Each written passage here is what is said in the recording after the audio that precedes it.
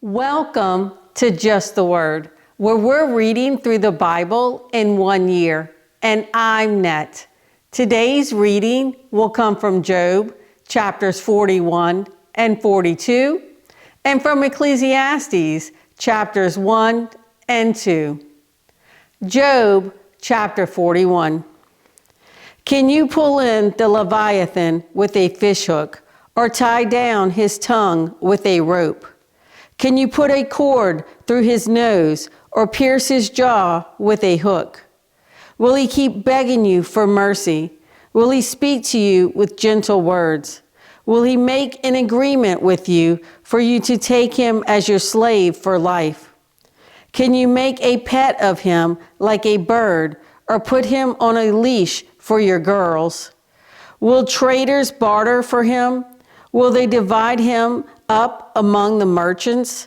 Can you fill his hide with harpoons or his head with fishing spears? If you lay a hand on him, you will remember the struggle and never do it again. Any hope of subduing him is false. The mere sight of him is overpowering. No one is fierce enough to rouse him.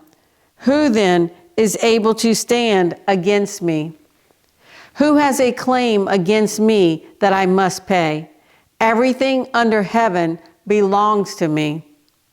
I will not fail to speak of his limbs, his strength, and his graceful form. Who can strip off his outer coat? Who would approach him with a bridle? Who dares open the doors of his mouth, ringed about with his fearsome teeth? His back has rows of shields tightly sealed together. Each is so close to the next that no air can pass between.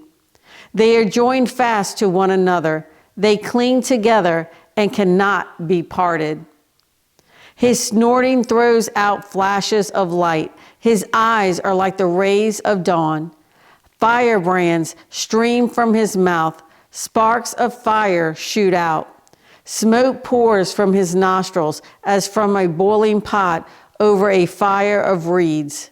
His breath sets coals ablaze, and flames dart from his mouth. Strength resides in his neck. Dismay goes before him. The folds of his flesh are tightly joined. They are firm and immovable. His chest is hard as rock, hard as a lower millstone. When he rises up, the mighty are terrified. They retreat before his thrashing. The sword that reaches him has no effect, nor does the spear or the dart or the javelin. Iron he treats like straw, and bronze like rotten wood. Arrows do not make him flee. Sling stones are like chaff to him. A club seems to him but a piece of straw. He laughs at the rattling of the lance. His undersides are jagged potsherds, leaving a trail in the mud like a threshing sledge. He makes the depths churn like a boiling cauldron and stirs up the sea like a pot of ointment. Behind him, he leaves a glistening wake. One would think the deep had white hair.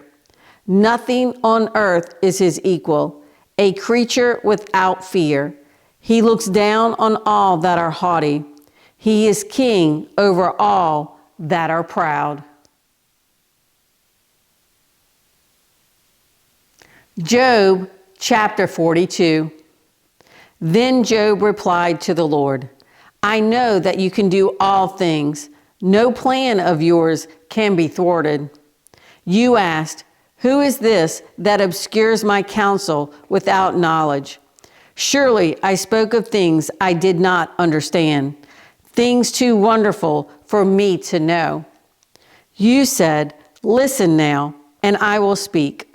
I will question you, and you shall answer me. My ears had heard of you, but now my eyes have seen you. Therefore, I despise myself and repent in dust and ashes. After the Lord had said these things to Job, he said to Eliphaz the Temanite, I am angry with you and your two friends, because you have not spoken of me what is right, as my servant Job has.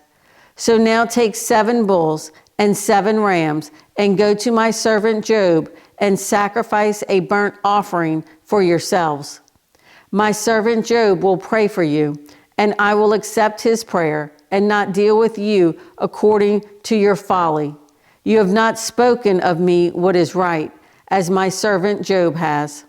So Eliphaz the Temanite, Bildad the Shuhite, and Zophar the Naamathite did what the Lord told them, and the Lord accepted Job's prayer. After Job had prayed for his friends, the Lord made him prosperous again and gave him twice as much as he had before. All his brothers and sisters and everyone who had known him before came and ate with him in his house. They comforted and consoled him over all the trouble the Lord had brought upon him, and each one gave him a piece of silver and a gold ring. The Lord blessed the latter part of Job's life more than the first. He had 14,000 sheep, 6,000 camels, 1,000 yoke of oxen, and 1,000 donkeys. And he also had 7 sons and 3 daughters. The first daughter he named Jemimah, the second Keziah, and the third Karen-Hapuk. Nowhere in all the land were there found women as beautiful as Job's daughters, and their father granted them an inheritance along with their brothers. After this, Job lived 140 years. He saw his children and their children to the 4th generation, and so he died old and full of years.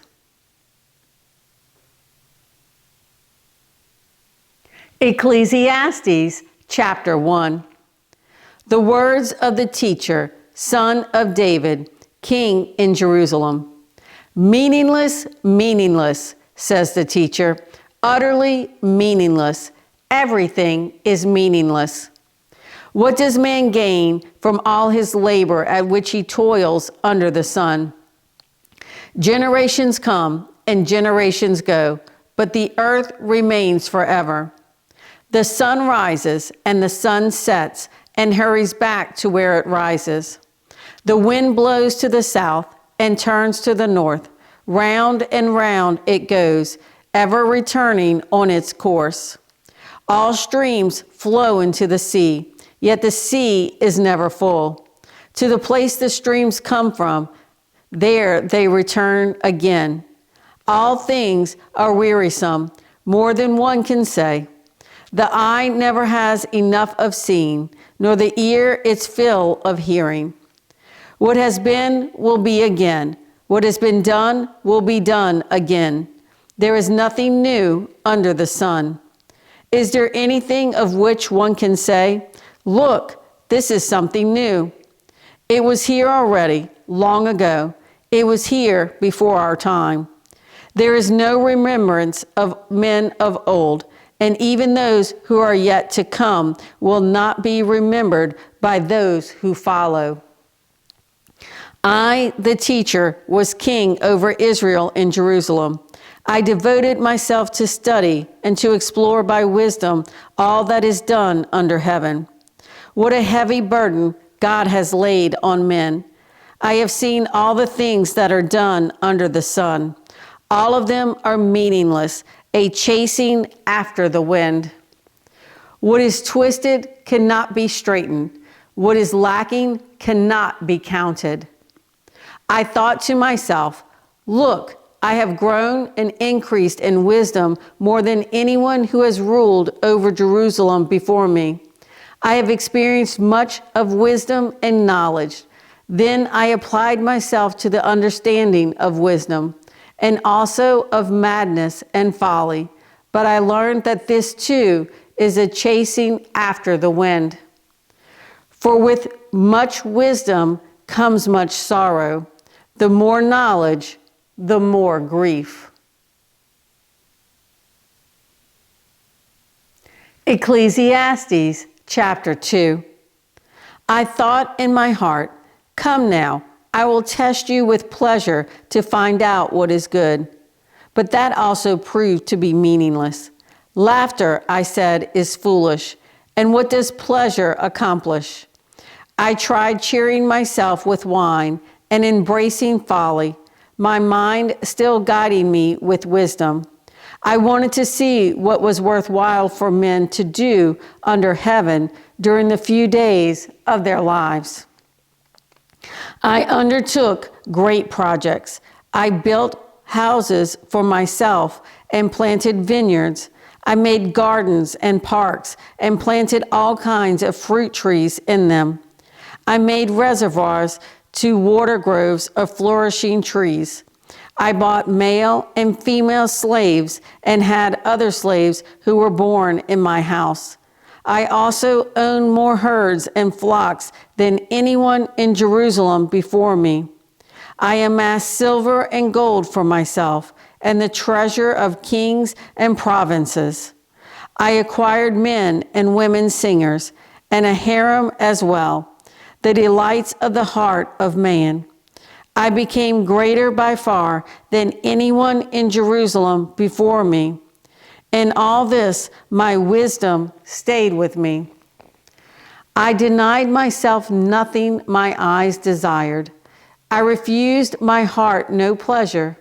My heart took delight in all my work, and this was the reward for all my labor. Yet when I surveyed all that my hands had done, and what I had toiled to achieve, everything was meaningless, a chasing after the wind. Nothing was gained under the sun. Then I turned my thoughts to consider wisdom, and also madness and folly. What more can the king's successor do than what has already been done? I saw that wisdom is better than folly, just as light is better than darkness. The wise man has eyes in his head, while the fool walks in the darkness. But I came to realize that the same fate overtakes them both. Then I thought in my heart, the fate of the fool will overtake me also. What then do I gain by being wise? I said in my heart, this too is meaningless. For the wise man, like the fool, will not be long remembered. In days to come, both will be forgotten. Like the fool, the wise man too must die. So I hated life, because the work that is done under the sun was grievous to me. All of it is meaningless, a chasing after the wind. I hated all the things I had toiled for under the sun, because I must leave them to the one who comes after me. And who knows whether he will be a wise man or a fool. Yet he will have control over all the work into which I have poured my effort and skill under the sun. This too is meaningless. So my heart began to despair over all my toilsome labor under the sun. For a man may do his work with wisdom, knowledge, and skill, and then he must leave all he owns to someone who has not worked for it. This too is meaningless and a great misfortune. What does a man get for all the toil and anxious striving with which he labors under the sun? All his days his work is pain and grief. Even at night his mind does not rest. This too is meaningless. A man can do nothing better than to eat and drink and find satisfaction in his work. This too, I see, is from the hand of God, for without him who can eat or find enjoyment? To the man who pleases him, God gives wisdom, knowledge, and happiness. But to the sinner, he gives the task of gathering and storing up wealth to hand it over to the one who pleases God. This too is meaningless, a chasing after the wind. Thanks for joining Just the Word. See you tomorrow.